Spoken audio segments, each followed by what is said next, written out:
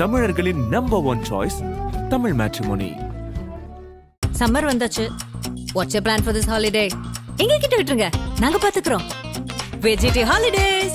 GT Holidays, South India's #1 travel brand. TASMAC raid மூலமா தலைமுறைவான ரத்தீஷ் மற்றும் ஆகாஷ் பாஸ்கரன் அவங்க இப்ப எங்க இருக்காங்க, என்ன நடக்குது? செய்தி சார், ரத்தீஷ் ஒரு வீடு கட்டி இருக்காரா? ஆமா சார், 300 கோடி மதிப்பு. ஆமா, பென்ஸ் காரை வாங்கி வீட்டுக்குள்ள நிறுத்தி செவுரு வச்சிட்டாராம். இன்ஜினை கழிச்சு எடுத்தாச்சு. இப்போ கிணறு விட்டா என்ன கிளம்புது? பூதம். 23 ஐபிஎஸ் ஆபீசர்களுக்கு டிரான்ஸ்ஃபர் போட்டிருக்காரு. யாரு? ரத்தீஷ். வெறும் 28-30 வயசு பையன். டவுசர் பார்ட்டி. இந்த டவுசர் பார்ட்டி இதுவரை இதை ஸ்வெல் பண்ணி பழைய ஐஜி இன்டெலிஜென்ஸாக இருந்த டேவிட்சன் ஆசீர்வாதம் முதலமைச்சர் நோட் போடுறாரு. முதலமைச்சர் நோட் போட்ட உடனேயும் முதலமைச்சர் மாங்கிட்ட கேட்கிறாரு, யாரா அந்த பயிலுவா? எல்லாம் டவுசர் பயிலுவா. ஏன் டவுசர் கும்பல்னு சொல்றீங்க? அத போய் அப்படி சொல்றீங்க? வேற அதுக்கு மேல எனக்கு ஏங்க, எல்லாம் சின்ன பசங்கன்றது. அது சின்ன பசங்க ஐஏஎஸ்க்கு ட்ரான்ஸ்ஃபர் வாங்கி கொடுக்குறான், ஐபிஎஸ்க்கு ட்ரான்ஸ்ஃபர் வாங்கி கொடுக்குறான் அப்படின்னா என்னால பொறுக்க முடியல. எங்க 174ல 50 கோடி ரூபாய் ஒரு ஃபிளாட் இந்த டவுசர் பூரா வச்சிருக்கான். சின்னவர் ஆபீஸ்ல இருந்து பேசுறோம், பெரியவர் ஆபீஸ்ல இருந்து பேசுறோம். இப்படித்தான் இந்த டவுசருக்கு பூராம பலாயிரம் கோடி எப்படி பண்ண முடிஞ்சதுன்னா இதுதான். இப்போ அமலாக்கத்துறை இவர்களை இப்போ விசாரிச்சுட்டு இங்க திரும்பினா அந்த டவுசருங்க எந்த பக்கம் திரும்பினாலும் 2000 கோடிங்கிறான், 3000 கோடிங்கிறான். இப்ப சினிமா துறையில கள்ளப்பணம் பூரா எங்கிருந்து வருது? இந்த டவுசர் பார்ட்டி இருந்து வருது. ஆகாஷ் பாஸ்கர் 1000 கோடி ரூபாய இங்க சினிமா துறையில தெரிஞ்சு இன்வெஸ்ட் பண்ணிருக்காரு. இப்ப அவர் என்ன சொல்லியிருக்காரு, நான் கூட்டணி கட்சி தலைவர்கிட்ட உதயநிதியை முதலமைச்சர் ஆக்க போறேன், நீங்க தான் பாத்துக்கணும், நான் ஓய்வெடுக்க போறேன். நானே அவரு தான் அடுத்த முதலமைச்சர். இப்ப முதலமைச்சருக்கான இவர்களெல்லாம் நிதியமைச்சர், ஒருவர் revenue minister, Vikram Juju finance minister, ஒருத்தர் சினிமா தகவல் தொழில்நுட்பத்துறை அமைச்சர், செய்தித்துறை. அங்கதானே சினிமால எடுப்பாங்க. நடிகைக்கு 35 லட்சம் ரூபாய்க்கு பார்ட்டி வைக்கலாம், செலவு. 26 ஜெயிச்சு முதலமைச்சர் உதயநிதி ஆனா இந்த டவுசர்களை பண்ற அநியாயம் நீங்க கற்பனை. இந்த மக்கள் என்ன பாடுபட போறான்னு தெரியல. இந்த ஐஏஎஸ் ஐபிஎஸ் திமுக மாவட்ட செயலாளர்கள், இந்த மூத்த அமைச்சர்கள்லாம் என்ன பாடுபட போறான்னு இப்ப நினைச்சால வேதனையா இருக்கு. அதன் தமிழர்களுக்கு வணக்கம். பல்வேறு துறைகளில் ஆக சிறந்த ஆளுமைகளை சந்தித்து நாம் நேர்காணல் எடுத்து வருகிறோம். அந்த வகையில் மீண்டும் நம்மோடு இணைந்திருக்கிறார் மூத்த பத்திரிகையாளர் தமிழா பாண்டியன் அவர்கள். அவரிடம் கேட்பதற்கு நிறைய இருக்குன்னு வாருங்கள், அவரிடமே கேட்போம். வணக்கம் பாண்டியன் சார். வணக்கம். எப்படி இருக்கீங்க? நல்லா இருக்கேன். டாஸ்மார்க் ரெய்டு மூலமா தலைமுறைவான ரத்தீஷ் மற்றும் ஆகாஷ் பாஸ்கரன் அவங்க இப்ப எங்க இருக்காங்க, என்ன நடக்குது சார்? ஒரு நல்ல கேள்வி. தமிழ்நாடு முழுக்க இப்ப ரத்தீஷ் ஒரு பேசுபொருளாக மாறி இருக்கிறார். சரி, டாஸ்மார்க் எம்டி விசாகன் உச்சநீதிமன்றத்தை டாஸ்மார்க் சார்பாகத்தான் இந்த வழக்கு உச்சநீதிமன்றத்துடைய கதவுகளை தட்டப்பட்டது. ஓகே, தமிழக அரசு அல்ல. டாஸ்மார்க் எம்டி விசாகன், அதாவது டாஸ்மார்க் நிர்வாகம் எங்களுடைய கீழ்மட்ட அதிகாரிகளிடம் மாநில விஜிலன்ஸ், அதாவது மாநில லஞ்ச ஒழிப்புத்துறை விசாரணை செய்து கொண்டு இருக்கிற பொழுதே டிவிஎஸ்சி இதுல இடி எப்படி உள்ள வரலாம், இதுதான் டிமாண்ட், இதான் பிரயர். அதாவது பொதுத்துறை நிறுவனங்களை நீங்க எப்படிங்க உள்ள வரலாம்னு கேக்குறாங்க. அதே உச்சநீதிமன்றமும் கேட்டிருக்கிறது. ஆமா ஆமா. ஆனா இந்த வழக்கு என்பது மேற்கொண்டு அதிகாரிகளை விசாரிக்க வேண்டியது இருந்தா நீங்க அமலாக்கத்துறை விசாரிச்சுங்க. சரி. ஆனா டாஸ்மார்க் இருக்கக்கூடிய டிஸ்ட்ரிக்ட் மேனேஜர், அதற்கு மேல உள்ள அதிகாரிகளை நீங்க விசாரிக்க கூடாது. இதுக்கு தான் தடை. ஓகே, இது டாஸ்மார்க் நிர்வாகமே கேக்குது.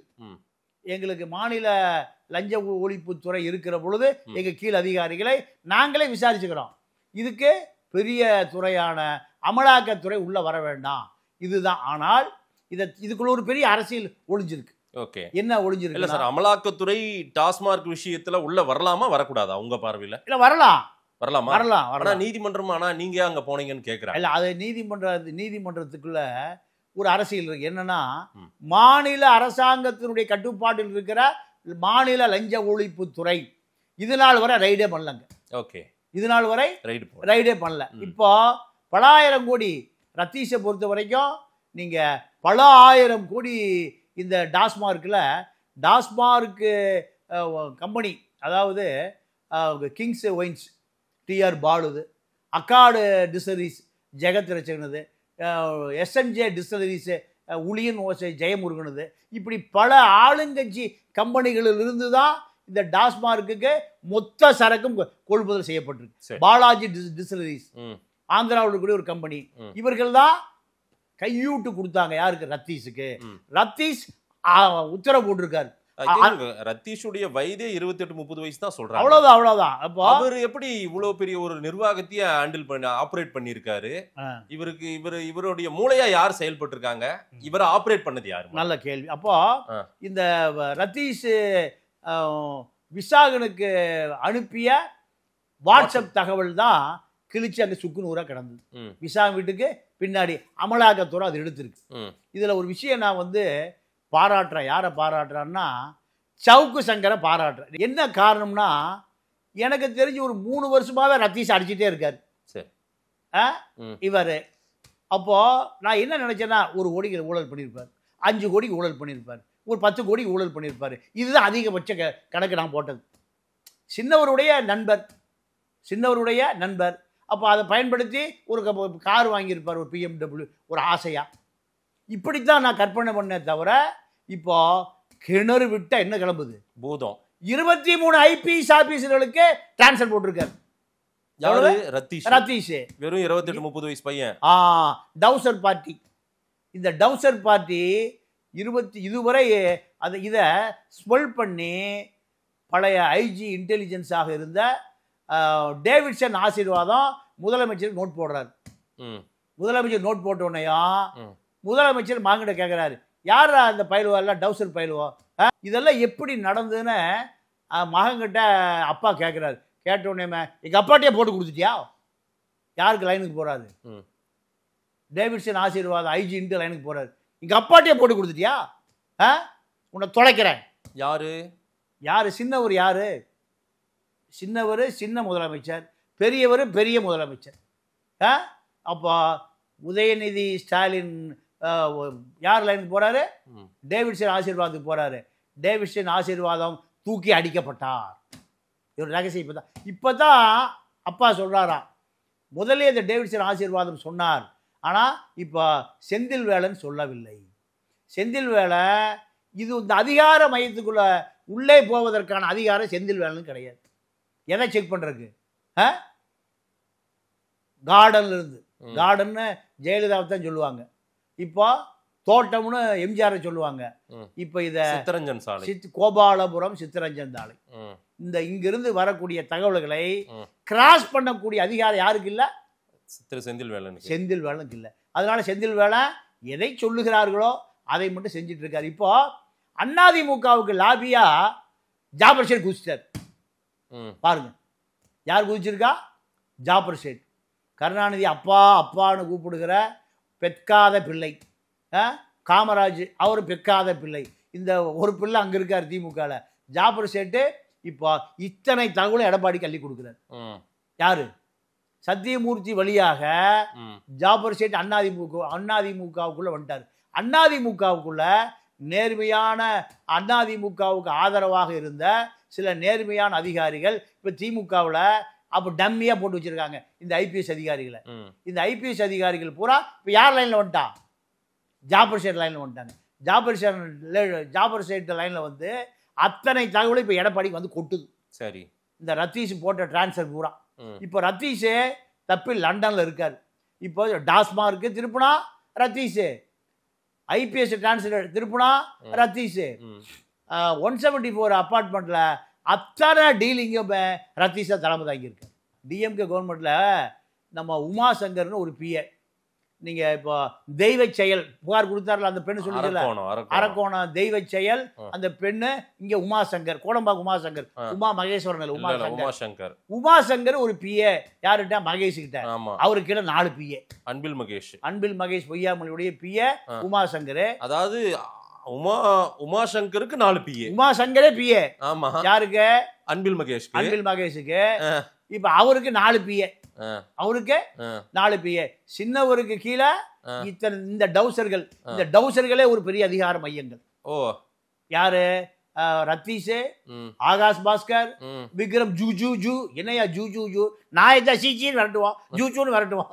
அப்ப விக்ரம் ஜூ ஜூ ஜூ. பட்டியல் நீண்டுட்டே போகுது. இவ்வளவு பேரும் இதுல இவ்வளவு பேரும். யா எங்க அப்பாட்ட சொல்லி மாட்டி விடுறியா? யாரு? சின்னவர். யார தூக்கி? டேவிட்சன் ஆசீர்வாதா ஒரு சீனியர். இல்ல இந்த அரக்கோணம் சம்பவம் தெய்வ செயல். பேர் தெய்வ செயல். பொண்டாட்டி பேர் கனிமொழி. நல்ல மனிதர்கள் இந்த சமூகத்துல வாழ்ந்திருக்கான். சரி. நேர்மையா இருந்திருக்கான். அவனால பொழைக்க முடியல. அதனால என்ன பண்ணிட்டான்? எப்படியோ பொழைச்சுங்கடா அப்படின்னு பேர். தெய்வ செயல். தெய்வ செயல்ல கனிமொழி இந்த பேரை வச்சு நீ எப்படி வேணா பொழைச்சுக்கோ. நீ நிறைய பேருக்கு பேரு பேரறிஞர் அண்ணான்னு இருக்கு, அண்ணான்னு இருக்கு, கருணாநிதின்னு இருக்கு, ராமச்சந்திரன் இருக்கு. எல்லாம் யார் பேர? எம்ஜிஆர் பேரை தழுவி, காமராஜ் பேரை தழுவி இப்படி வச்சிருக்காங்க. ஆனா அதெல்லாம் போன தலைமுறையோடு முடிஞ்சு போச்சு. இப்ப பேரெல்லாம் என்ன? தெய்வ செயல். செய்யறது பூரா கெட்ட செயல். பேரு தெய்வ செயல், செய்யறது பூரா மாமா செயல். இதுதான் இப்ப அரசியல். அப்போ இப்படி இருக்கு. அப்ப இந்த இளைஞர்கள்ல எப்படி 4 வருட காலம் அரசு நடத்தி பலாயிரம் கோடிய எப்படி சுருட்ட முடிந்ததுங்கிறத இப்பதான் முதலமைச்சர் அலுவலகமே இப்ப விசாரிக்க ஆரம்பிச்சிருக்கு. கிணறு வெட்ட பூதம் கிளம்பி வர்ற கதையா நீங்க சொல்றீங்க. இது வந்து எல்லாருமே பியூரோக்ராட்ஸ், அதிகாரிகள் நடத்துற ஆட்சின்னு ஒரு குற்றச்சாட்டை வச்சாங்க. இது அதிகாரிகளை விட மேல இது இந்த மாதிரி பூரா இந்த கூட்டம்லாம் நடத்திருக்கு போல. 2 பேர் நடத்திருக்காங்க. இப்போ தமிழ்நாடு அரசு தலைமைச் செயலகம் இருக்குல்ல. ஆமா. இப்ப தமிழ்நாடு எடுக்க போறாங்களா அரசு தலைமைச் செயலகம். ஏன்னா பஸ் கூட அரசு போக்குவரத்து கழகம் தான் ஓடுது. நீ கர்நாடகாவில் பெங்களூர்ல ஒரு தமிழ்நாடு பஸ் இருக்கு, கவர்மெண்ட் டிரான்ஸ்போர்ட் கார்பரேஷன். எந்த கவர்மெண்ட் கேட்கறான். எங்க பெங்களூர் இருக்கிற ஒரு கன்னடம் கேட்கறான். தெரியலையா? தமிழ்நாடு இருந்தா தமிழ்நாடு டிரான்ஸ்போர்ட் தெரியும். இப்போ அவன் அங்க என்ன பேர் இருக்குது? தமிழ்நாடு பஸ். ஒசூர்ல இருந்து பெங்களூர் போற பஸ்ஸுக்கு பேரு கவர்மெண்ட் டிரான்ஸ்போர்ட் கார்பரேஷன். எந்த கவர்மெண்ட்? ஆந்திராவா? அங்க ஆந்திராவும் வருது. இல்ல கேரளாவா? இல்ல மகாராஷ்டிராவா? தமிழனுக்கு பேரே அழிஞ்சு போச்சு. என்ன காரணம்னா டெல்லியிலேருந்து உத்தரவு வருது, இந்த பேரை எடுத்துருங்க, தமிழனுடைய பேரே எடுத்துருங்க, தருதலை பயிலுவா. இந்த பேரை எடுப்பதற்கு டெல்லியிலேருந்து உத்தரவு வந்த பிறகு இது அப்படியே 5 ஜார்ஜ் 7 ஜார்ஜ்னு முதலமைச்சர் அலுவலகத்தில் நிறைய ஜார்ஜுகள் இருக்காங்க. ஆந்திராவை சேர்ந்த, கேரளாவை சேர்ந்த, கர்நாடகாவை சேர்ந்த முதலமைச்சர் அலுவலக அதிகாரிகள். அவங்க அதை எடுத்துடுறான். ஏன் எடுத்துடுறாங்கன்னா இவர்களுக்கு ரத்தி செய்யற வேலையை போல பல மடங்கு வேலையை இவங்க செஞ்சுக்கிறாங்க. எங்க தமிழனுடைய அடையாளமே 80,000 ஏக்கர் அரசு நிலம் வட இந்திய நிறுவனத்துக்கு கொள்ளை போய்போவதற்கு முதலமைச்சருடைய அலுவலகம் தான் உடந்தேன்னு வேல்முருகன் சட்டசபையில் கத்துன்னு கத்தி தொண்டை தண்ணியை வத்தி போச்சு. ஒரு விசாரணை இல்லை. 80,000 ஏக்கர் எங்க?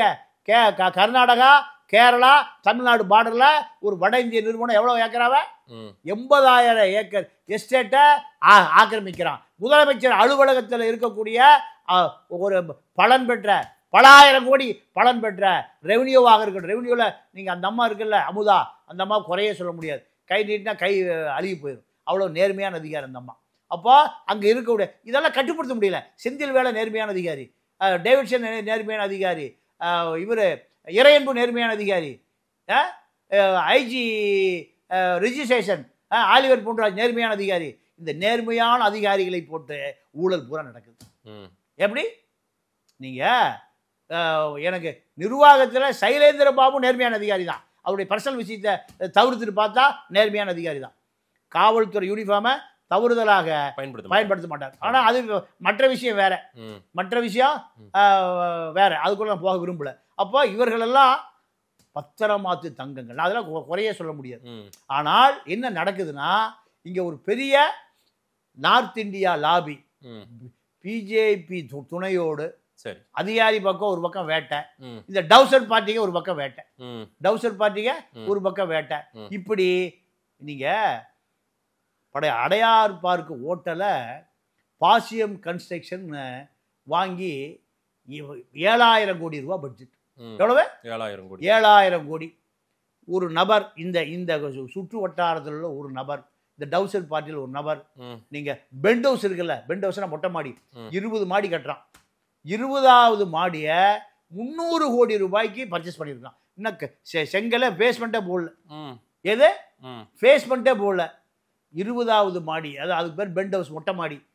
அதில் இனிமேல் கட்டி அதில் என்ன பார் வரப்போதோ, இல்லை ரெஸ்ட்ரோ பார் வருதோ, இல்லை டான்ஸுக்கு ப்ரோக்ராம் வருதோ, என்ன அது ஒரு பிரைம் ஏரியா.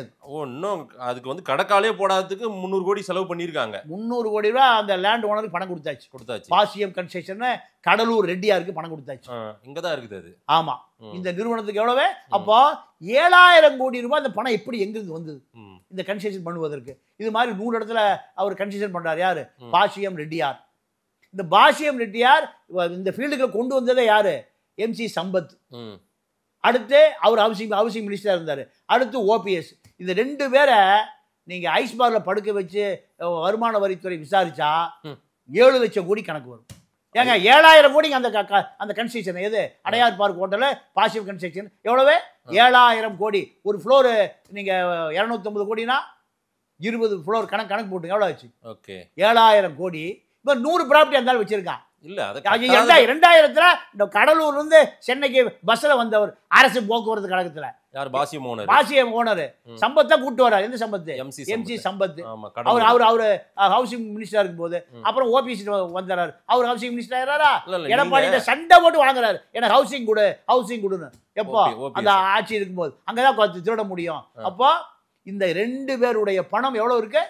7 லட்சம் கோடி இருக்கு. அவங்கள ஐஸ் பார்ல படுக்க வச்சு விசாரிக்கணும். கண்டிப்பா மக்கள் சொத்துங்கிறது. மக்கள் சொத்து. வேகாத வெயில் 500 ரூபாய்க்கு வெட்ட வெளியில மண்ணு வெட்டுறான். 500 ரூபாய்க்கு. தலைமைச் செயலகத்தில் வேலை பார்க்குற பொம்பளைகளை பூரா நீங்க பாருங்க, காலையில 4 மணிக்கு எந்திரிக்கிறாங்க.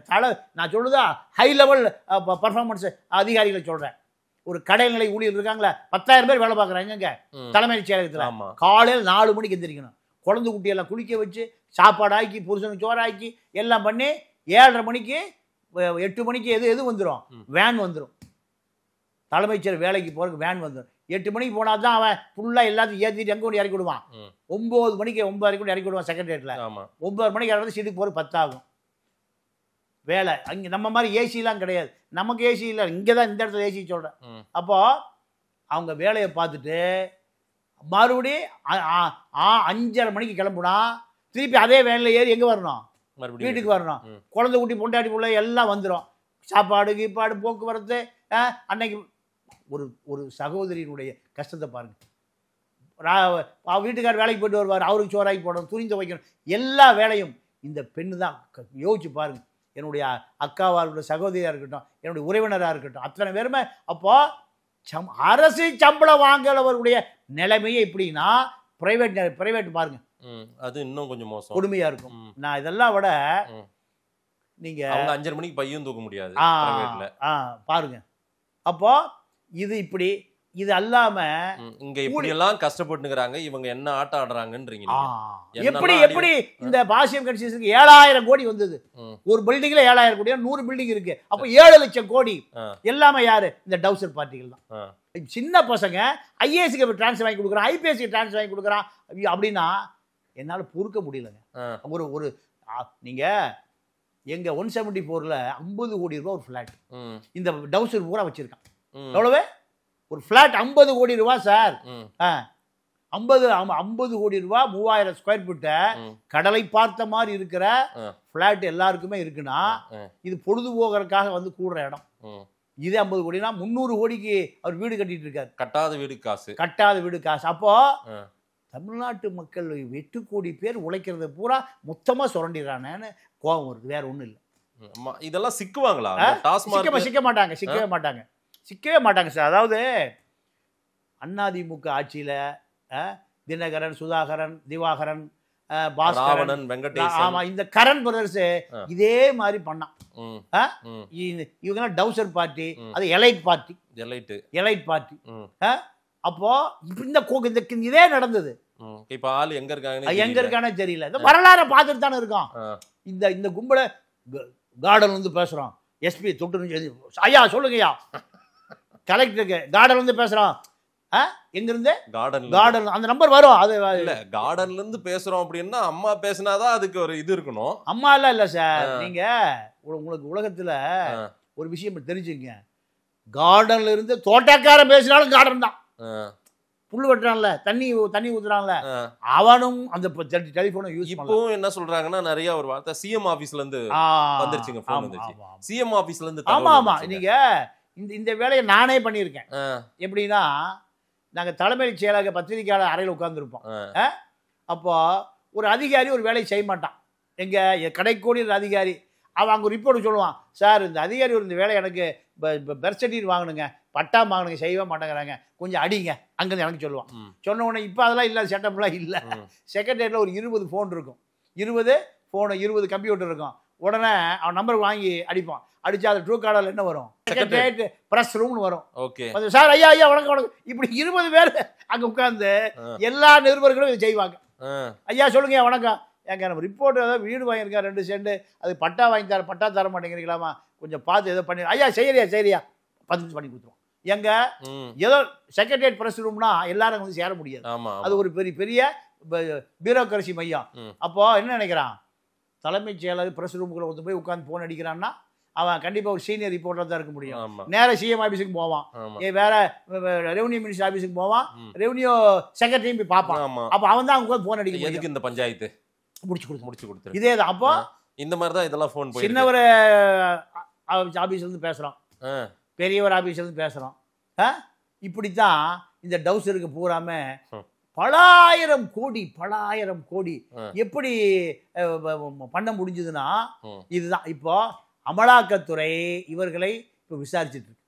இப்போ ஒரு நண்பர் சொன்னாரு, ரத்தீஸ் தேம்ஸ் நதி கரையோரத்தில் இருக்கார். எங்க நதிக்கரை? தேம்ஸ், லண்டன்ல தேம்ஸ் நதி அங்க இருக்கார். அவர் சொன்னாரு, நீங்க ஒரு 10 நாள்ல இப்போ முதலமைச்சர் விசாரிக்க ஆரம்பிச்சிட்டார், அமலாக்கத்துறைக்கு எல்லா தகவலும் போயிருச்சு, அப்போ இவரை கைவிட்டுருவாங்க, கைவிட்டால் அவர் தேம்ஸ் கதியில மிதப்பார் அப்படின்னாரு. நான் சொன்ன பாவம் அப்படிலாம் சொல்லாதீங்க, பாவம் சின்ன பையன், அவங்க அண்ணன் தான் சர்வீஸ் கண்ட்ரோல் எஸ்பி. அப்போ அவங்க அப்பா ஒரு ஐபி அதிகாரி. இந்த சின்ன பையனை தேம்ஸ் கதியில் மிதந்துருவான் குதிச்சிருவான்னு சொல்லாதீங்க. அவன் 100 ஆண்டு கால கல்யாணம் குழந்தை ஊட்டி பொண்டாட்டி உள்ள பேரம்பேச்செல்லாம் எடுக்கணும். அதனால தவறு நடந்து போச்சு. இதை முதலமைச்சர் இப்பதான் 4.5 வருஷம் ஆகித்தான் இது விசாரிக்க ஆரம்பிச்சிருக்காரு. முதலமைச்சர் அலுவலகம் இப்பதான் அவர் தெரிஞ்சிருக்கு. ஏன்னா இது அமலாக்கத்துறை வந்த பிறகுதான் இந்த செய்தியே போகுது. அமலாக்கத்துறை வர்றதுக்கு முன்பு இதை செந்தில் வேலன்னு சொல்லலை, சங்கர் ஜிவாலும் சொல்லலை, ஹோம் செக்ரட்டரின்னு சொல்லலை. இதெல்லாம் ஹோம் செக்ரட்டரி எல்லாமே நீங்கள் இந்த இப்போ சென்னையில் ஒரு பெரிய லாபி இருக்கு. முதல்ல வியாபாரம் யார் பண்ணுவாங்கன்னா செட்டியார்கள் பண்ணுவாங்க. பெட்டி கடை, மளிகை கடை, நகை கடை, ஜவுளி கடை யார் பண்ணுவா? செட்டியார்கிட்ட இருந்து நான் சொல்றது, இது எப்போ செட்டியார்னா 100 வருஷத்துக்கு முந்தி.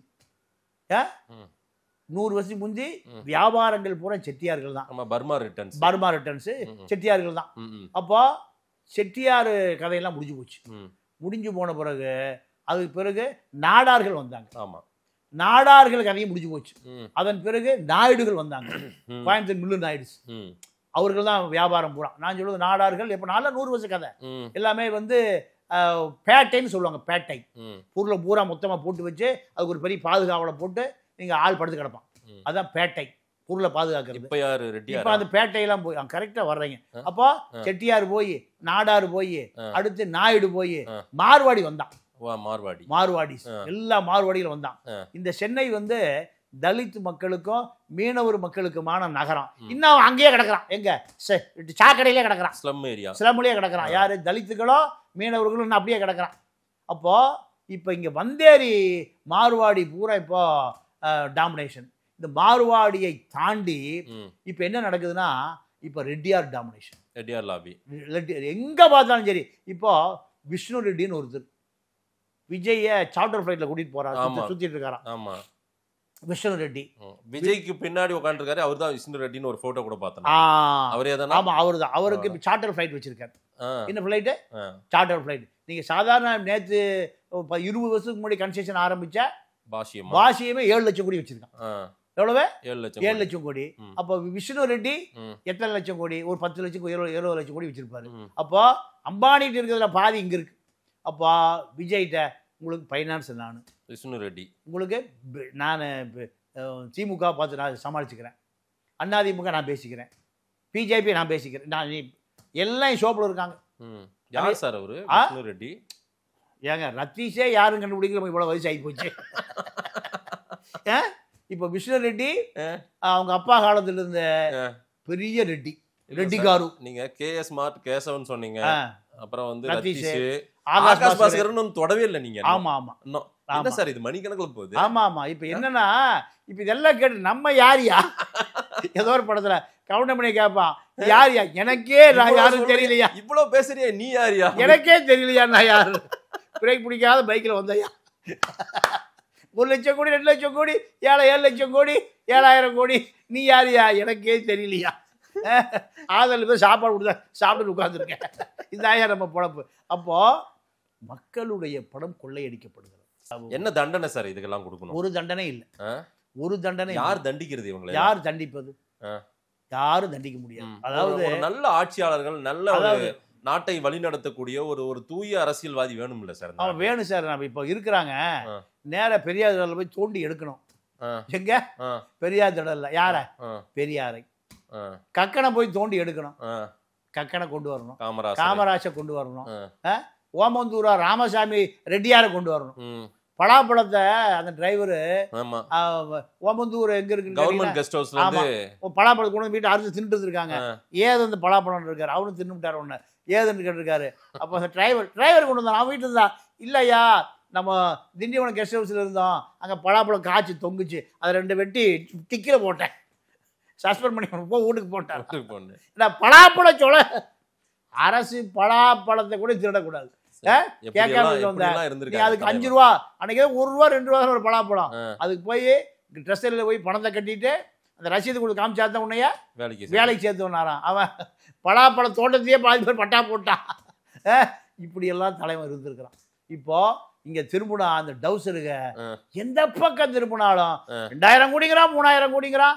இப்ப சினிமா துறையில கள்ளப்பணம் பூரா எங்கிருந்து வருது? இந்த டவுசர் பார்ட்டி இருந்து வருது. ஆகாஷ் பாஸ்கர் 1000 கோடி ரூபாய இங்க சினிமா துறையில தெரிஞ்சு இன்வெஸ்ட் பண்ணிருக்காரு. இதெல்லாம் நடிகர்கள் தெரிஞ்சே, இது வந்து ப்ரொடியூசர்ஸ் கொடுத்தாங்க, நடிகர்கள் இதை வாங்கியிருக்காங்க, நடிகர்கள் அவங்களோட நட்பா இருந்திருக்காங்க, நடிகர்கள் நட்போட இருந்திருக்காங்க.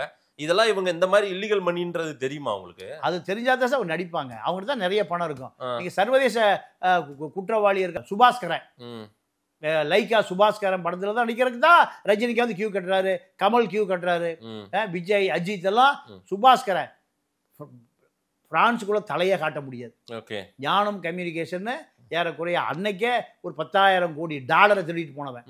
அதே போல அல்ஜீரியா நாட்டில் ஒரு கம்யூனிகேஷன் கம்பெனி ஆரம்பிச்சு அந்த நாட்டுடைய தொலைத்தொடர்புத்துறை மந்திரியை பார்ட்னராக போட்டு அங்கே ஒரு 5,000 கோடி பவுண்ட்ஸ் திருடிட்டு வந்து லண்டன்ல விஜய் மல்லையா போல ஒளிஞ்சு வாழுகிற ஒருவன் இங்கே தான் தமிழ் சினிமாவில் மணிரத்னம் உட்கார்ந்துருக்காரு, பக்கத்தில் கமலஹாசன் உட்கார்ந்துருக்காரு, இந்த பக்கம் ரஜினி உட்கார்ந்துருக்காரு, அந்த கலாநிதி இவங்க உட்கார்ந்துருக்காங்க.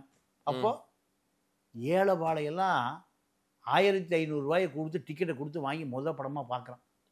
அப்போ இந்த கள்ளச்சந்தை முதலாளிகள்னால தான் 500 கோடியை இன்வெஸ்ட் பண்ண முடியும். பராசக்தி படம் சிவகார்த்திகேயனை வந்து விஜய்க்கு போட்டியா அந்த படத்துக்கு எடுக்கிறாங்க.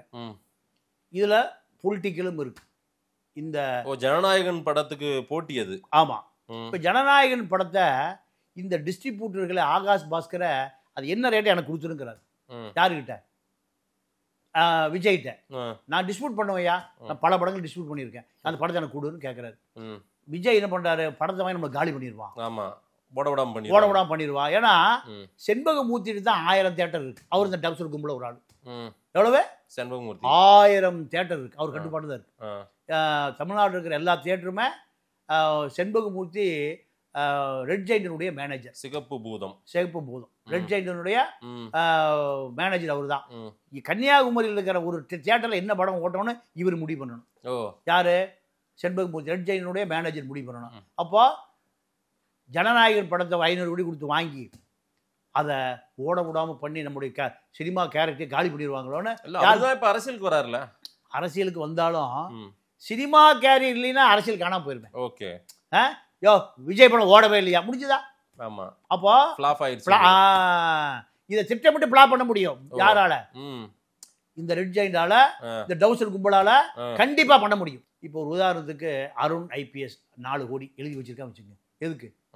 4 கோடி வைட் நான் டிரான்ஸ்ஃபர் போட்டு கொடுத்தேன் அப்படின்னு ஒரு செய்தி. அருண்ட 4 கோடி மில்ல அவர் டிரான்ஸ்ஃபர் வாங்க முடியல, அவர் நேர்மையான அதிகாரியில் உட்கார வச்சிருக்காங்க.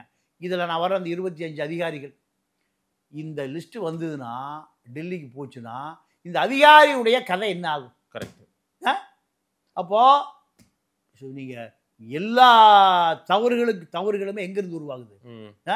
இந்த இளைஞர்களிருந்து தான் உருவாகுது. அப்போ திமுக மாவட்ட செயலாளர்கள், ஐஏஎஸ் அதிகாரி, ஐபிஎஸ் அதிகாரி, அனைத்து அதிகார வர்க்கமும் ரத்தீஷை சொல்லி, ஆகாஷ் பாஸ்கரை சொல்லி, விக்ரம் ஜூஜூ சொல்லி சின்ன உள்ள சொல்லுங்கப்பா. விக்ரம் ஜூஜூ ஜூஜூவோ இல்லை ஜூசூவோ தெரியல. அப்போ இப்படி ஒரு அதிகார மையம் ரகசியமாக இயங்கி கொண்டு இருக்கிறது ஐபிக்கு தெரியாதா? மத்திய அரசாங்கத்தின் உளவுத்துறையான ஐபிக்கு தெரியாதா? ஸ்டேட் கவர்மெண்ட் தான் விடுங்க, இதை டேவிட்சன் ஆசீர்வாத் சொன்ன தனிலா காட்டுக்கு மாத்திட்டாங்க. எங்க ஸ்டேட் கவர்மெண்ட்? ஆமா, சென்ட்ரலுக்கு எல்லாம் பியூரோ. ஆமா, ஐபி இன்டெலிஜென்ஸ் பியூரோ ரவிச்சந்திரன் தான் இருக்காரு. அவருக்கு தெரியுமானா கண்டிப்பா தெரியும். அவர் என்ன பண்றாரு? நோட் போட்டு டெல்லிக்கு அனுப்பிட்டு இருக்காரு ஐபி ரவிச்சந்திரன். அப்போ டெல்லி அவங்க வளரட்டும்னு வேடிக்கை பார்த்திருக்காங்க. வளரட்டும், இது ஒரு இல்ல இல்ல இல்ல இல்ல இல்ல இல்ல வளரட்டும்லாம் இல்ல. திருடவன் திருடிட்டு கொண்டு போய் செலவு பண்ணிட்டு இருக்கிறதா போலீஸ் வேடிக்கை பார்க்காது. சரி, என்ன காரணம்னா திமுகவுடைய நாடாளுமன்ற உறுப்பினர்கள் தான் டெல்லிக்கு தேவைப்படுறோம், இன்ஸ்டண்டா தேவைப்படுறோம். ஏன்னா பல்டிகுமார் எப்ப வேணா பெல்ட் அடிப்பார். எங்க பீகார்ல நிதிஷ்குமார், அவருக்கு பேர் என்ன குமார்? அவருக்கு பேர் பல்டிராம். பல்டிகுமார், அதான் அவங்க ஊர்ல பாடாலிபுத்திரம் பல்டிராம். பல்டிராம், ஆமா, அதான் எப்ப வேணா பல்டி அடிப்பாரு. பல்டி அடிச்சானே பிஜேபி ஆட்சி கவுந்துவோம். திமுக அப்படி போய் நிக்க மாட்டாங்க. இல்ல இல்ல இல்ல, ஆதரவு கொடுக்க மாட்டாங்க சார். அவங்க அப்பாவே பிஜேபியில வாஜ்பாயை தாங்கி, மருமகன் இந்த பக்கம், மாமனார் இந்த பக்கம் தாங்கி பிடிச்சாங்களா இல்லையா? இவங்கெல்லாம் பாவம் யாரு? ஐயா ஸ்டாலின் ஆகட்டும், மகன் உதயநிதியா இருக்கட்டும், டவுசர் பார்ட்டியில் அவங்க அப்பா வேட்டி பார்ட்டியே அங்கே சல்ட்டி அடிக்கும் போது, வேட்டி பார்ட்டி காங்கிரஸ், அண்ணா ஒழிச்ச காங்கிரஸை 67 அண்ணா காங்கிரஸுக்கு சமாதியை பண்ணி முடிச்சிட்டாரு. இன்னைக்கு வரைக்கும் காங்கிரஸ் 10 சீட்டு வருது. ஏன்? அங்கிருந்து ஐடி வந்துடக்கூடாது, இடி வந்துடக்கூடாது. ஒருவேளை அன்னைக்கெல்லாம் கருணாநிதி தெரிஞ்ச ஒரே கட்சி காங்கிரஸ் தான். 80க்கு பின்னாடி தான் பிஜேபி, 2014க்கு பின்னாடி தான் பிஜேபி, ஜனசங்கம், அதுக்கப்புறம். அப்போ அதுவரை காங்கிரஸ் தான். காங்கிரஸ் இல்லாம யாரும் ஆட்சி அமைக்க முடியாது. ஆட்சி அமைச்சாலும் காங்கிரஸோட ஆதரவு தேவை. அதனாலதான் 10 காங்கிரஸ் இன்றைக்கு வரைக்கும் உயிரோட வச்சிருக்காரு கருணாநிதி. இதெல்லாம் தன்னுடைய மகன் பேரன் இன்பநிதி வரைக்கும் அவர் காமிச்சு கொடுத்துருக்க சூத்திரம். இதே சூத்திரத்தை இப்போ 14க்கு பின்னாடி ஸ்டாலினுக்கு இந்த சூத்திரத்தை சொல்லி கொடுத்தவர் யாருன்னு கேட்டீங்கன்னா, பிஜேபி எம்பி ஒருத்தர் திமுகவில் இருக்கார், டிஆர் பாலுன்னு ஒரு பேர். சார், அவர் திமுக எம்பி இல்ல அப்படி நீங்க நினைக்கிறீங்க. நீங்க பிஜேபி எதிர்த்து எனக்கா ஒரு வார்த்தை பேசுறதா சொல்லுங்க, நான் அந்த ஊரை விட்டே போயிடுறேன், செங்கல்பட்டு போய் குடியிருந்துக்கிறேன். சொல்லுங்க, பிஜேபி எதிர்த்து பார்லிமெண்ட்லயோ இல்ல தமிழ்நாட்டிலயோ பேச சொல்லுங்க. பேசியிருப்பாரு. வேலூர்ல ஒரு கூட்டத்துல சொல்றாரு, தம்பி வேற அவசரப்பட்டு பேசிடுறாரு, என்ன போட்டு உயிர் எடுக்கிறான் நம்ம கூட்டாளிங்க, பிஜேபி கூட்டாளிங்க நம்ம உயிர் எடுக்கிறான். இமயமலையிலிருந்து பட்டு திருப்பி அடிக்குது. இப்போ வேலூர்ல துரைமுருகன் கதை முடிஞ்சது. நந்தகுமார் தான் இப்ப அரசியல் பண்ண போறாரு. யாரு? ஏபி நந்தகுமார் தான். அடுத்து வேலூர் கோட்டையே அவருக்கு தான். இப்படி இவர்களுடைய கோட்டை ஊரம் ஓட்ட விழுந்துட்டே இருக்கு. அதனால டெல்லியில திமுகவனுடைய அத்தனை அரசியல் நகர்வுகளையும் டெல்லியில சமரசம் பண்ணி பேலன்ஸ் பண்ணி மையப்படுத்துவது டிஆர் பாலு தான். கால்ஸ் டிசலிஸ் அவரு தான். கப்பல் கம்பெனி அவரு தான். விமான கம்பெனி இதை பண்ணிட்டு இருப்பாருன்னு நினைக்கிறேன். இப்ப கப்பல், விமானம், இப்படி பலாயிரம் கோடி அவருடைய மகன் இப்போ இண்டஸ்ட்ரியல் மினிஸ்டர், கேட்கவே வேண்டியதில்லை. துபாய் முதலீடுகள் நிறைய போயிருக்கோம். இப்போ இதுக்கு பிஜேபியினுடைய ஆதரவு தேவை. சரி, பிஜேபியினுடைய ஜெகத் ரட்சனுக்கு 1000 கோடி ஃபைன் போட்டாங்களா? எவ்வளவு? 1000 கோடி, 908 கோடி. ஆமா, 1000 கோடினா அப்போ ஒரு 3 லட்சம் கோடி ஊழல் பண்ணியிருப்பாரு. குரோம்பேட்டையில ரீடிங் எடுத்துட்டு இருந்தார். மீட்டர் எவ்வளோ ஓடி இருக்கு? 4 யூனிட் ஓடி இருக்கு, 7 யூனிட், இப்படி கணக்கு எடுத்துட்டு இருந்தவர் இன்னைக்கு பல லட்சம் கோடி. அக்காடு நீங்க எங்க போய் இலங்கையில போய், இலங்கையில் இருக்கிற 2-1.5 கோடி பேருக்கு டீசல் பெட்ரோல் எல்லாம் இவரு தான். அப்போ இதெல்லாம் திமுகவினுடைய உயரம். இந்த அரசியல பேலன்ஸ் பண்ணோம்னா பிஜேபியை பகைத்துக் கொள்ளவே முடியாது. அப்போ டிஆர் பாலு பிஜேபி எம்பி தான், திமுக ஜெயிச்சு போறாரு. இவர் என்ன பண்ணாரு, நீங்க டெல்லியில ஒரு முதலமைச்சர் நிதி ஆயோக் கூட்டத்துக்கு போனவரை அங்க வச்சு ஒரு சமரசம் செய்யப்பட்டது. யார? நிதிஷ் காப்பாற்றப்படுவார், ஆகாஷ் பாஸ்கர் காப்பாற்றப்படுவார், விக்ரம் ஜூஜு காப்பாற்றப்படுவார். ஏன்னா இப்ப அவர் என்ன சொல்லியிருக்காரு, நான் கூட்டணி கட்சி தலைவர்கிட்ட உதயநிதியை முதலமைச்சராக்க போறேன், நீங்க தான் பாத்துக்கணும், நான் ஓய்வெடுக்க போறேன், நானே அவரு தான் அடுத்த முதலமைச்சர். இப்ப முதலமைச்சருக்கான இவர்களெல்லாம் நிதி அமைச்சர், ஒருவர் revenue minister, Vikram Juju finance minister, ஒருத்தர் சினிமா தகவல் தொழில்நுட்பத்துறை அமைச்சர், செய்தித்துறை. அங்கதானே சினிமால எடுப்பாங்க. நடிகைக்கு 35 லட்சம் ரூபாய்க்கு பார்ட்டி வைக்கலாம், செலவு.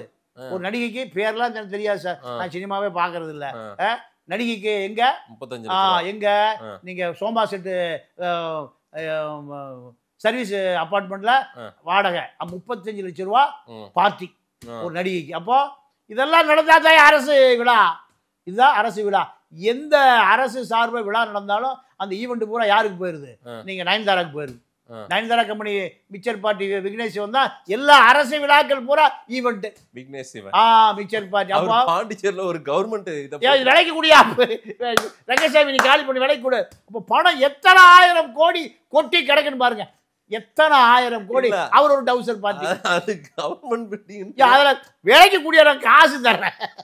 அப்போ இவனுக்கு யதார்த்தம் என்ன, அரசு என்ன, அரசு இயந்திரம் எப்படி, விஓல இருந்து தலைமைச் செயலாளர் வரைக்கும் எப்படி அரசு நடக்கிறது கதையெல்லாம் தெரியாது.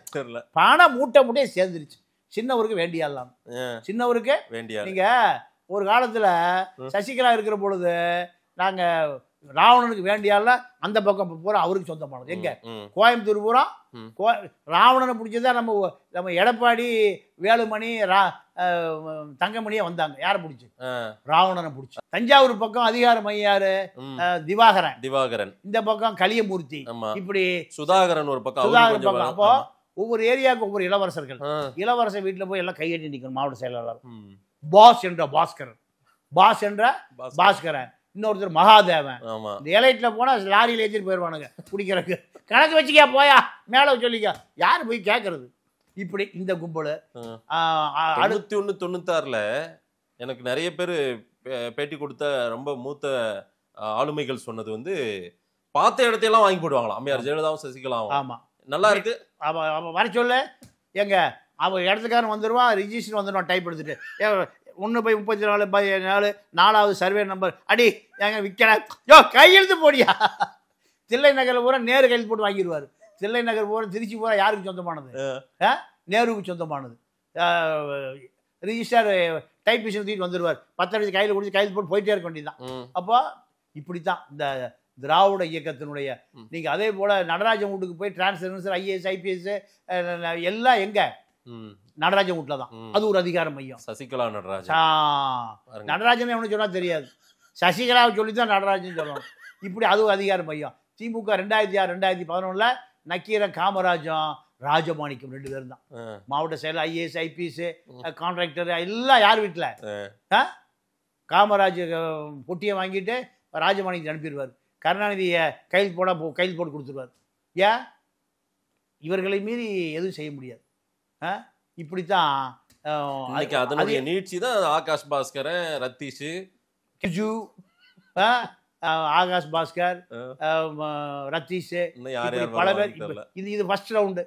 அடுத்த ரவுண்டு ஒரு பிஏக்கு இப்போ 4 பிஏ இருக்குல்ல, அதே போல இந்த பிஏக்களுக்கு பின்னாடி 4 பிஏ இருக்கு. அவருக்கு தெய்வ செயல் கனிமொழி. இப்படித்தான் இந்த அதிகார மையம். இப்போ இத்தனையும் இப்போ மக்கள் வேடிக்கை பார்த்து கொண்டே இருக்கிறார்கள். மக்களே, இது மக்கள் கிட்ட போய் சேர்ந்துருச்சா? சேராமல் தடுத்த குற்றவாளிகளே மீடியாக்கள் தான்.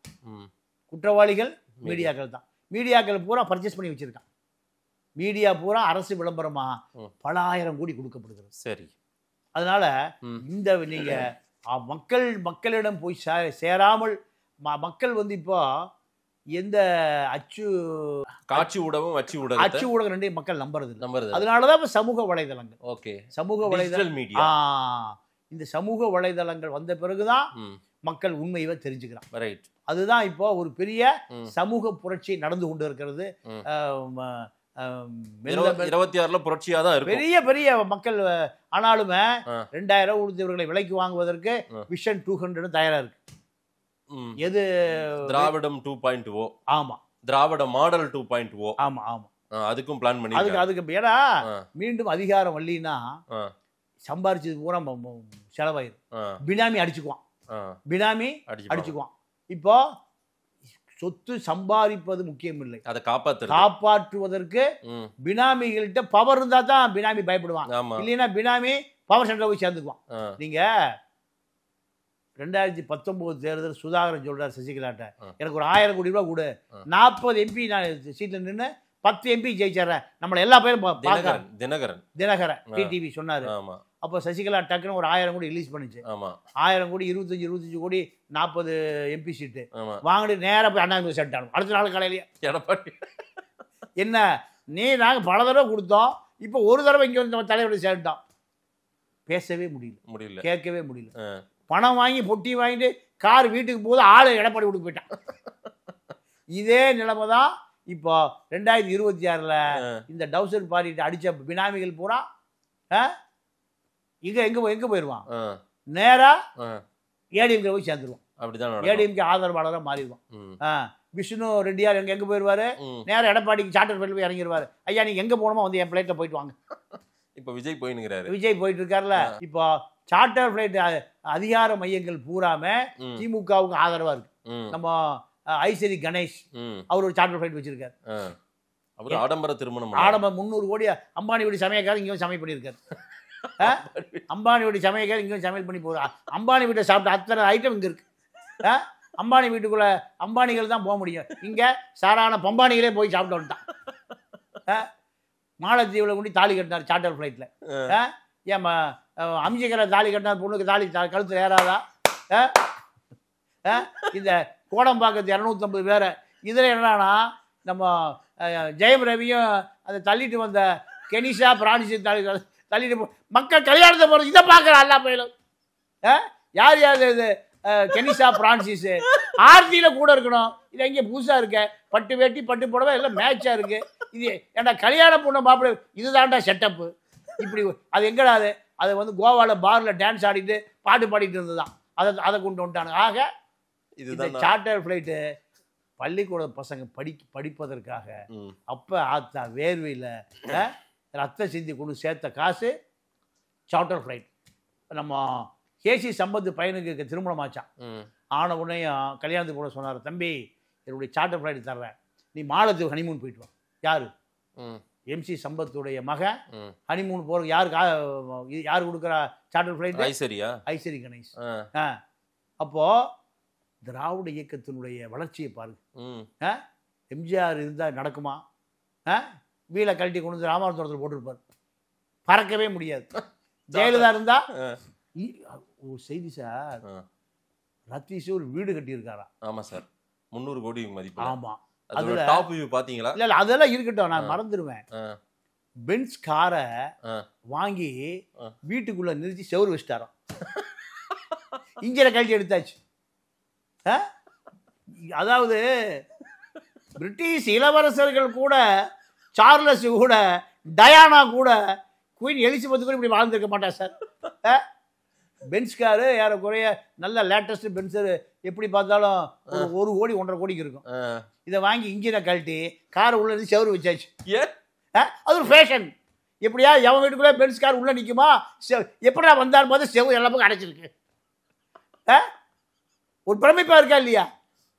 வீட்டுக்குள்ள பென்ஸ் கார். ஆமா, இன்ஜினை கழட்டி எடுத்தாச்சு. அவர் ஷோ மேலே தொட்டி செடி கிடி எல்லா தலையெல்லாம் பென்ஸ் கார் மேலே. அதுக்கு பழைய காரை நிறுத்தலாம். ஏங்க பணமே துருப்பிடிச்சு போய் கிடக்கு பழைய காரம். பணமே என்ன சார் வாழ்ந்துருக்காங்களே. இதெல்லாம் பார்க்கிற போது என்னடா வாழ்க்கை, என்னடா பொல்லாத வாழ்க்கை, இதுக்கு போய் அலட்டிக்கலாமா பாடுதான் வருது.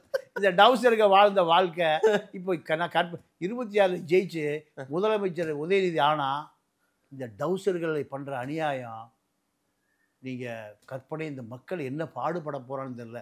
இந்த IAS IPS மாவட்ட திமுக மாவட்ட செயலாளர்கள் இந்த மூத்த அமைச்சர்கள்லாம் என்ன பாடுபட போறான்னு இப்ப நினைச்சாலே வேதனையா இருக்கு. மக்களுக்கு சொல்றீங்க. மக்கள் நீங்க என்ன நீங்க பெரிய கொடுமை என்னோட வாழ்நாளில் நான் பார்த்த பார்வை, ஆற்றுல வந்து அப்போ மண்ணு வெட்டி லாரியில் ஏற்றிட்டு இப்போதான் பொக்கலிங் மணல் ரத்னம், மணல் ராமச்சந்திரன், கேசி பழனிசாமி, ஆறுமுகசாமி எல்லாம் இப்போ வந்து பயிலுவதான் 5000 கோடி அடிச்சு போய் செட்டில் ஆகிட்டானுவோம். அப்போது ஆற்று மண்ணை இந்த கூலிகள் இருப்பாங்களே, ஆண் பெண் கூலிகள் ஆற்றுல மண்ணை வெட்டி கூடையில் கொண்டு போய் லாரியில் போடுவாங்க. நான் சொல்ல ஒரு 30 வருஷத்துக்கு முந்தி சரி போட்டு அந்த ஆற்று மண்ணே சூடாக இருக்கும்.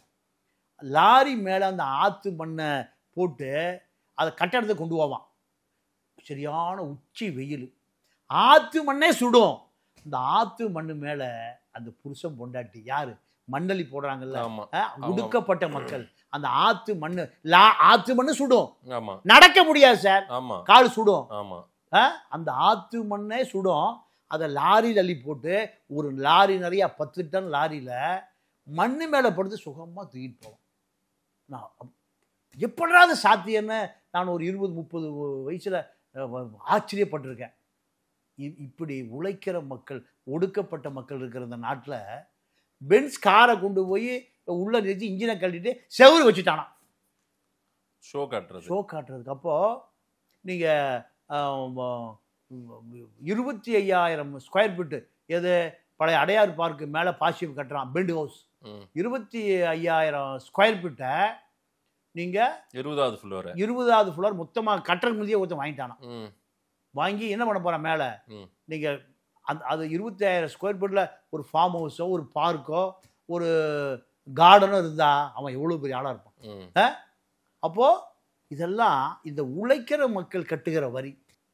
அப்போ இந்த அதிகார துஷ்பிரயோகங்கள் 5 வருஷமா நடந்துட்டே இருந்துருக்கு, 4.5 வருஷமா நடந்துட்டே இருக்கு. இப்பதான் முதலமைச்சர் கவனத்துக்கே போகுதுன்னா எத்தனை ஆயிரம் கோடி வெளிநாடுகள் பதுக்கப்பட்டிருக்கு. லண்டன்ல, துபாயில, சிங்கப்பூர்ல, நியூயார்க்ல, இங்கெல்லாம் அந்த நாட்டுக்குள்ள காசை கொண்டு போய் சேர்த்துட்டீங்கன்னா போதும்.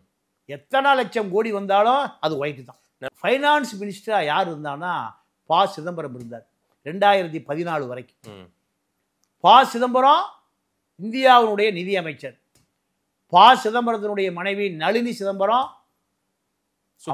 அமலாக்கத்துறை, வருமான வரித்துறை, ஃபாரின் எக்ஸ்சேஞ்ச் அதாவது ஃபொரா இந்த வழக்கில் மாட்டுப்படுகிறவர்கள், சிக்கப்படுகிறவர்கள், மோசடி செய்தவர்களுக்கு வக்கீல் யாரு? நளினி சிதம்பரம். சாரதா சிட் ஃபண்ட்ஸ் ஊழல், பல லட்சம் கோடி ஊழல், அதுக்கு வழக்கறிஞர் யாரு? நளினி சிதம்பரம். வெஸ்ட் பெங்கால்ல அது ஒரு பெரிய மோசடி, பெரிய மோசடி. அப்போ புருஷ என்ன அமைச்சர்? ஃபைனான்ஸ் அமைச்சர், மினிஸ்டர். ஆமா, ஃபைனான்ஸ் மினிஸ்டர் கீழ் வருகிற அமலாக்கத்துறை அதிகாரிகள், வருமான வரித்துறை அதிகாரிகள், அந்நிய செலாவணி மோசடி துறை அதிகாரிகள் அத்தனை பேர் போய் ரேடு பண்ணி பிடிச்சிட்டு வருவான். பிடிச்சிட்டு வந்தா பொண்டாட்டி யாருக்கு வக்கீல? மோசடிக்காரர்கள். எனக்கு ஒரு பல்லடத்துல ஒரு பெரிய தொழிலதிபர் எனக்கு பழக்கம். ஆயிரக்கணக்கான கோடி ரூபாய் போட்டு வியாபாரம் பண்ணக்கூடிய ஒரு நபர். அவர் சொன்னார், எத்தனை இன்கம் டேக்ஸ் வந்து வலிச்சுட்டு போட்டோம், நளினிட்ட கொடுத்தா அந்த ஊதி தள்ளிடு. யார? நளினி சிதம்பரம். ஆமா, நளினி சிதம்பரம் கொடுத்தா புருஷ ஃபைனான்ஸ் மினிஸ்டர், பொண்டாட்டி ஃபைனான்ஸ் மினிஸ்டர் கண்டுபிடிக்கப்படுகிற ஊழலை காப்பாற்றுகிற வழக்கறிஞர். எப்படி இருக்கு இந்த நாடு? இந்த நாடு இப்படிதான் இருக்கு, இப்படிதான் இருக்கு. இப்போ இந்த டவுசர் பார்ட்டிக்கு பூரா யாரு? நீங்க அமித்ஷா வக்கீல், இல்லைன்னா பிஜேபி இருக்கக்கூடிய சட்டத்துறை அமைச்சர் இருக்கக்கூடிய வழக்கறிஞர் வக்கீல், அதோட பேர்லாம் நான் சொல்ல விரும்பல, அவர்களை வழக்கறிஞரை வச்சா இந்த வழக்கெல்லாம் ஊதி தள்ளப்படும். அப்படிதான் போகும், அப்படிதான் போகும். பார்க்கலாம் சார் என்ன நடக்குது அப்படின்னு. நன்றி சார். நன்றி, வணக்கம்.